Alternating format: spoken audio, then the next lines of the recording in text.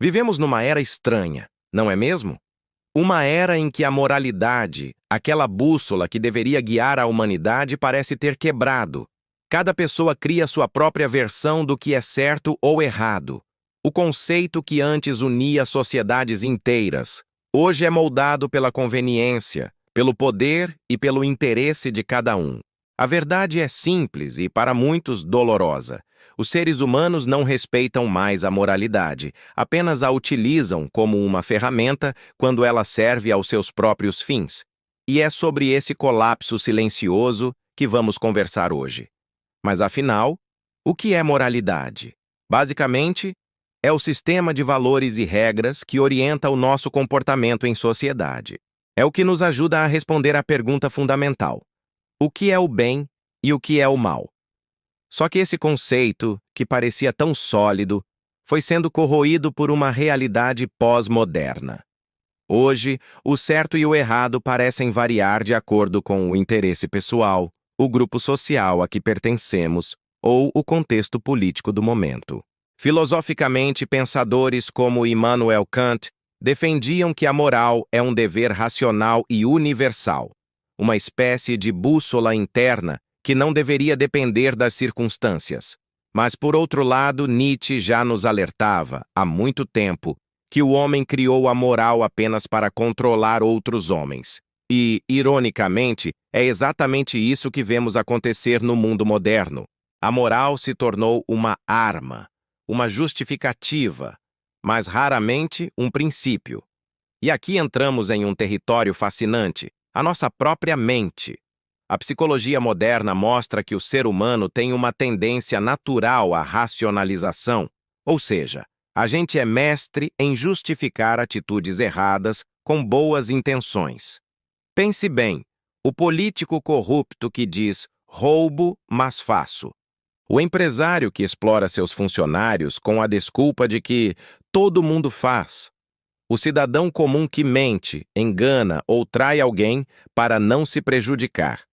Nosso cérebro, na verdade, não suporta o peso da culpa. Então, o que ele faz? Cria narrativas que nos fazem parecer os mocinhos da história, mesmo quando estamos agindo de forma errada. É o que a psicologia chama de dissonância cognitiva. Quando nossos atos não combinam com nossos valores, a tendência não é mudar os atos, mas sim distorcer os valores para que eles se encaixem. É uma autossabotagem moral silenciosa que acontece dentro de nós todos os dias. A gente se convence de que o atalho que pegamos era necessário, que a pequena mentira era inofensiva, que o nosso egoísmo era, na verdade, autopreservação. E se a coisa já é complicada no nível individual, imagine quando levamos isso para o coletivo. Com a chegada das redes sociais, a moralidade virou um espetáculo público. Parece que hoje ninguém mais quer ser moral, mas sim parecer moral. As pessoas exibem empatia e bondade nas telas, postam frases de efeito sobre solidariedade, enquanto nos bastidores ou nos comentários espalham ódio e julgamento. A moral virou um grande teatro de virtudes, e quanto mais falso o ator, mais aplausos ele parece receber. Vimos isso acontecer inúmeras vezes. Quantos escândalos já não surgiram de influenciadores do bem, que por trás das câmeras praticavam exatamente o oposto do que pregavam? A moralidade se transformou em uma ferramenta de marketing pessoal, em um selo de qualidade para vender uma imagem, e não um princípio de vida. A virtude que não é vista, que não gera likes, parece não ter valor. Esse fenômeno contamina tudo. A economia, a política, as relações humanas. Tudo foi infectado por essa corrupção da moralidade. Vivemos na cultura do resultado a qualquer custo. O que importa é vencer, não importa como.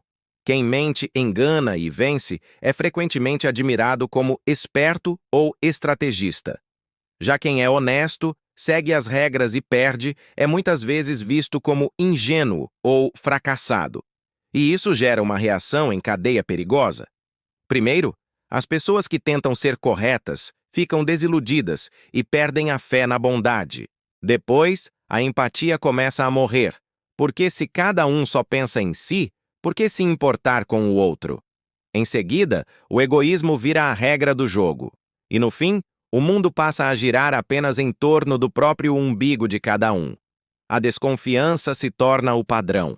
E a cooperação, que é a base de qualquer sociedade saudável, se desfaz.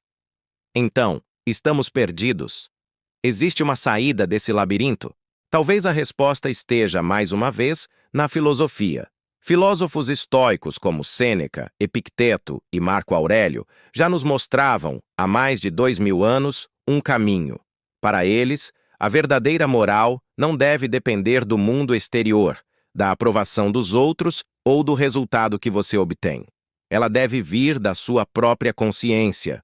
Ser moral é agir corretamente mesmo quando ninguém está olhando. É resistir à tentação do atalho fácil, mesmo sabendo que talvez você se desse melhor pegando ele. É ter coerência entre o que você pensa, o que você diz e o que você faz. Não por conveniência, mas por princípio. A moralidade, no fim das contas, talvez seja o último elo que conecta o homem à sua própria humanidade. Sem ela, o que sobra?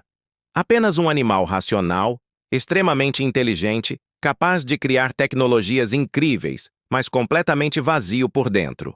Um ser que sabe calcular, mas não sabe sentir. Então, voltando à pergunta inicial, a moralidade morreu? Talvez não. Talvez ela apenas esteja escondida, sufocada pela pressa do dia a dia, pela ditadura da aparência e pela ganância que nos cega. Mas ela ainda existe. Existe em pequenos gestos que ninguém vê. Existe em pessoas que todos os dias escolhem fazer o certo, mesmo quando o mundo inteiro parece escolher o caminho mais fácil. Existe na mão estendida a um estranho, na palavra honesta dita com coragem, na decisão de não prejudicar o outro para se beneficiar.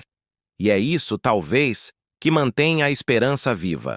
A esperança de que a moralidade ainda respira, mesmo que em silêncio, esperando o momento de voltar a ser o guia que nunca deveria ter deixado de ser. E você, o que acha?